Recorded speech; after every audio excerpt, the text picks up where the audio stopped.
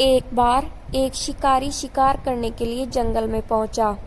उसने अपने तीर पर बहुत ही खतरनाक जहर लगाया और शिकार को निशाना बना करके उसने तीर को छोड़ा, लेकिन उसका तीर चूक गया और तीर एक पेड़ पर जा लगा। वह पेड़ बहुत ही हरा भरा और बहुत सारे तोते उस पेड़ पर रहते थे। जैसे ही वह जहरीला तीर उस पेड़ पर जाकर लगा, वह पेड़ धीरे धीरे सूखने लगा और उस पेड़ पर जो भी तोते रहते थे वह एक एक करके उस पेड़ को छोड़कर जाने लगे। उस बड़े पेड़ के कोटर में एक बहुत ही बूढ़ा तोता रहता था, जो बहुत ही धर्मात्मा और अच्छे मन का था।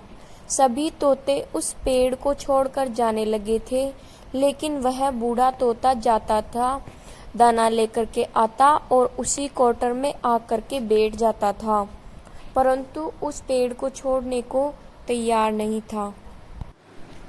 बूढ़े तोते के साथियों ने कई बार आकर के उसे समझाया कि यह पेड़ बहुत सूख रहा है और किसी दिन गिर भी जाएगा, चलो किसी और पेड़ पर चलकर रहा जाए, परंतु वह बूढ़ा तोता वहां से जाने को तैयार नहीं हो रहा था।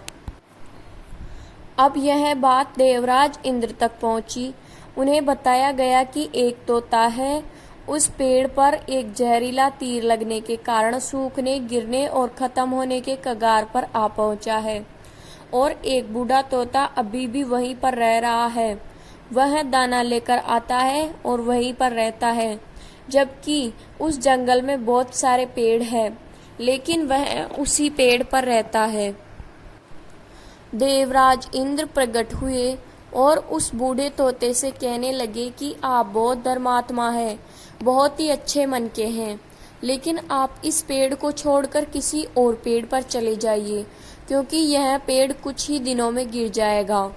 तालाब के पास में बहुत से बड़े बड़े हरे भरे पेड़ हैं, बड़े बड़े कोटर हैं, उन पेड़ों पर फल भी लगे हुए हैं, उन्हें वहीं पर तोड़कर खा सकते हैं, परंतु यहाँ से चले जाइए। तोता बोला, माफ कीजिएगा, इस पेड़ ने मुझे जीवन दिया है, शिकारियों से मेरी रक्षा की है, हर मौसम में मेरे साथ रह रहा है। ये कोटर मेरा घर है, यहाँ मैं पला बड़ा हूँ। इस पेड़ को मैं छोड़कर कैसे जा सकता हूँ? इस पर संकट आया है तो क्या मैं इसे छोड़कर चला जाऊँ? मैं यहाँ से नहीं जाऊँगा, मैं ऐसा नहीं कर सकता। देवराज इंद्र तोते के इस बात से बहुत ही प्रसन्न हुए। उन्होंने तोते से कहा, मैं आपके इस बात से बहुत ही खुश हूँ, मांगो जो आपको मांगना है।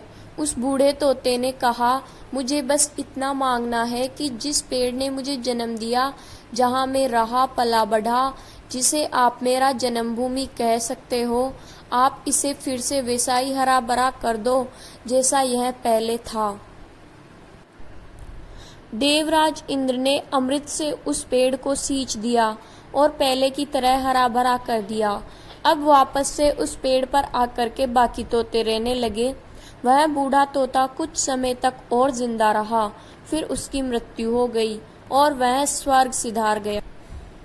यह कहानी हमें सिखाती है कि जब भी किसी इंसान का बुरा दौर आता है तो इमोशनली वह टूटा हुआ होता है, उसे किसी के सहारे की ज़रूरत होती है, किसी की आवश्यकता होती है।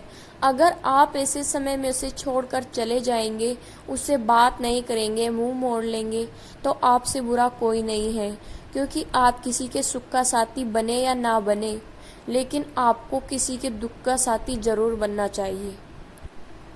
Thanks for watching my video. Please like, share, subscribe.